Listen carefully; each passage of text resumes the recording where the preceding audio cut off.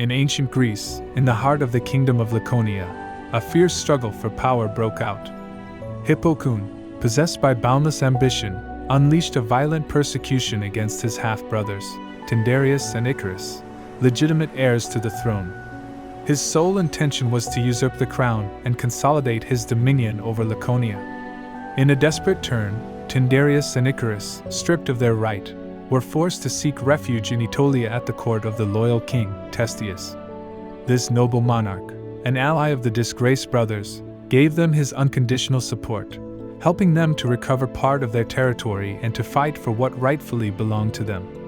In Aetolia, the bond of gratitude and loyalty between Tyndareus, Icarus, and King Theseus was greatly strengthened. Meanwhile, in exile, Tyndareus found unexpected solace. He fell deeply in love with Princess Leda, daughter of Teseo, a woman of unparalleled beauty whose charm and grace captivated him from the first meeting. This emotional connection became an oasis of peace for Tyndareus amidst the chaos of his life as a refugee. The love between Tyndareus and Leda blossomed, further strengthening the ties between the kingdoms of Aetolia and Laconia. But in Laconia, the situation was increasingly tense. Hippocoon, who had usurped the throne, faced constant revolts and discontent among the people.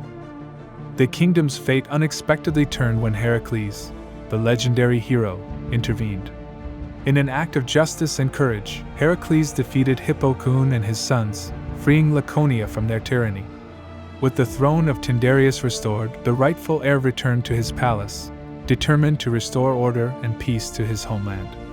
Once calm and order were assured in his kingdom, he returned to Theseo's palace, carrying a firm purpose and a heart full of love. His goal was clear: to unite his life with Leda, the woman who had won his heart amid adversity, and forge a prosperous future for his kingdom. When he presented himself before the king, he expressed his sincere gratitude for the welcome and support extended to him during his stay. Then, he revealed the true purpose of his return, saying, "I come to request the hand of your daughter, the lovely Leda, for I wish her to be my queen."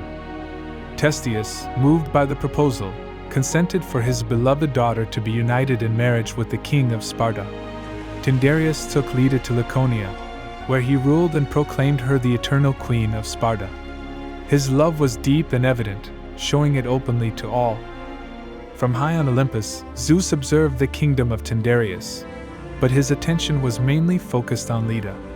Her beauty's fame spread throughout Sparta, arousing the god's curiosity.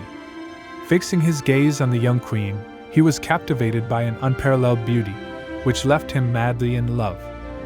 Zeus longed ardently to make her his own. Still, the constant vigilance of his wife, weary of his amorous adventures, held him back. Moreover, Leda showed unconditional loyalty to Tyndareus. Her love for the Spartans was so great that she would not consider betraying him. This forced Zeus to devise a cunning plan to win the heart of the beautiful Leda. In his kingdom, Zeus, the ruler of Olympus, cunningly watched over Leda as she often wandered along the river Eurota. Convinced that the time was right, he approached the lovely queen. Disguised as a magnificent white swan, he waited patiently for Leda to hover along the path. Upon catching sight of the queen, Zeus, in his swan form, pretended to be under attack by an eagle, a ploy designed to catch Leda's attention. Leda, observing the seemingly helpless swan, was captivated by the scene. Seeing it in danger, she quickly left the bank of the stream to scare off the predatory eagle. The swan, a manifestation of Zeus himself, took refuge in the arms of Leda, who joyfully picked it up from the water. As she caressed the swan's soft feathers, Leda experienced a wave of pleasurable sensations that flooded her completely, awakening an unknown fervor. Touching the swan's shimmering body, the queen, wife of King Tyndareus, was engulfed in a mixture of lust and passion. Meanwhile, Zeus, hidden in his swan disguise, smiled slyly, satisfied that he had deceived Leda and thus satisfied her hidden desires. The god, thrilled by the success of his plan, participated in the game of seduction with the young woman. Spreading his wings, he caressed the body of Leda, who, intoxicated by passion, responded with equal fervor. Together, on the river bank, they surrendered to their mutual desire. After consummating the act, Zeus deposited his divine seed in Leda, and once finished, he walked serenely away towards the stream. Still in the throes of excitement, the queen returned to the kingdom in search of her husband, Tyndareus, to consummate their love and satisfy their desire. Tyndareus, surprised but pleased, accepted her proposal, giving way to a night of intense pleasure. The months progressed, and Leda shared the exciting news of her pregnancy with Tyndareus, her husband. Tyndareus, overflowing with happiness, celebrated with great joy the upcoming arrival of their offspring, impatiently awaiting the day of birth. Finally, the long-awaited moment arrived. Leda went into labor.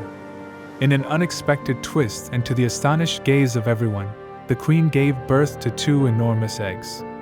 A few minutes later, the eggs began to shake violently. The shells fragmented, revealing their contents. From them emerged 4 twins, causing the room to burst into tears. Overflowing with joy, Tyndareus rushed to welcome his children, giving them his unconditional love from the very first moment. Helen and Pollux were born from one of the eggs and the other, Castor and Clytemnestra. Tyndareus' happiness for his 4 children was short-lived. Within a week of their birth, heavenly messengers sent by Zeus arrived at the palace. Firmly, they declared, "2 of these children are descendants of Zeus. He has sent us to take Pollux and Helen to Olympus, for as demigods and immortals, their place is with him." Tyndareus, overwhelmed and bewildered, could not believe his ears. He rejected the idea that Leda had cheated with the god, vehemently defending his children. "There must be a mistake. All 4 are my children. No one will take them from me." Zeus' envoys explained to Tyndareus that, by divine order, they were to take the children away despite any opposition. Faced with the insistence and gravity of the messengers, Tyndareus began to reflect on what had happened. Talking with a distressed Leda, they recalled the unusual encounter with the swan in the stream. Tyndareus suspected it was a trick of Zeus, a deception similar to the one he had used with other women. Convinced that Leda would never betray him, he attributed the event to the illusion of the god disguised as a swan. Resolute and defiant, Tyndareus proclaimed the 4 babies his legitimate children and demanded that the emissaries leave his palace, forbidding them to return. The challenge posed by the angry inhabitants was clear: give up Pollux and Helen or face the fury of a fearsome god. This threat offered no room for forgiveness. Faced with this demand, Tyndareus, determined to defend his children at any cost, defied Zeus's will. He countered with a warning of his own, invoking Hera's fury as a protective shield against any attempt to take his precious children from him. Confused and disoriented, Zeus' messengers met to deliberate.